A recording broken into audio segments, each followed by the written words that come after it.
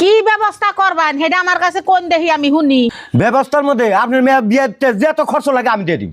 মা টেহা পয়সা যত দেখ আমার সম্মান কিন্তু টেহা দেখি না পাওয়া যাবো না। মা তুমি ঠিকই কইছো, টাকা পয়সা কামাই করন যায়, সম্মান কামাই করন যায় না। মেয়ে আনের বাড়িতে আইছে, আন্নে কি করবেন না করবেন আমি জানি না। এই মেয়ে আমি বাড়িতে ঘুরে নিম না। বইনে আপনি বিবেচনা করেন, এই যে বউর আমি পোলা দিয়ে আনছি, তাহলে এই বউর গতিটা কি? আন্নে এই মেয়ের চিন্তা করতা শুন, আমার মেয়ের গতি কি হবো সেটা আন্নে তো একবারও ভাবলেন না।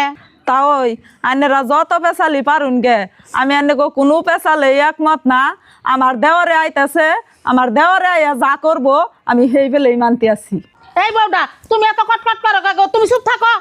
কটকট করবো না, কি হয়েছে? বেশরমের মতো মাও বেড়ি হুদ দেয়া উঠা বসুন, তারপরে আবার বড় বড় কথা কন না। ভাবি আইনে চুপ করে থাকুন, দি আর কি করে আমি আইছি তো। ও ভাই গো, তোমরা মানে কি করছো গো? এ মানে তুমি চুপ করে থাকো, আমি আইছি তো। ভাবি এনে হইছে কি কোনছে আমার কাছে? তার মানে ওরে তো বিয়া পরিয়ে নিয়ে এলো, আমার আনেরা নগে দিয়ে দিলে না। হেরে দেখি যে যে ছেড়ি আইয়া বাড়তে উঠা বসে হে জুনতে, তা এখন কইতাছে আর এই খেয়া দিয়ে দিবেন নিগা, আর ওই বই রাইখে দিব। তাই তো আমি আন্নিরে ফোন করছি। হ ভাবি আমি বুঝছি। আর তা হয় আমি একটা কথা কম, আইনের মানবেন কি? কি কইবা পুত্রা কও? তা ওই আমার বোনের সুখের জন্য আমি সব কিছু করারই। আর তা ওই আমি এখনো বিয়া করি নাই, আপনারা যদি মতামত দেন তাহলে এই ছেড়ে আমি বিয়া করবার নিকে চাই। আর তা ওই আমার তো কোনো কথা নাই, ইয়ার আবার কি কয়?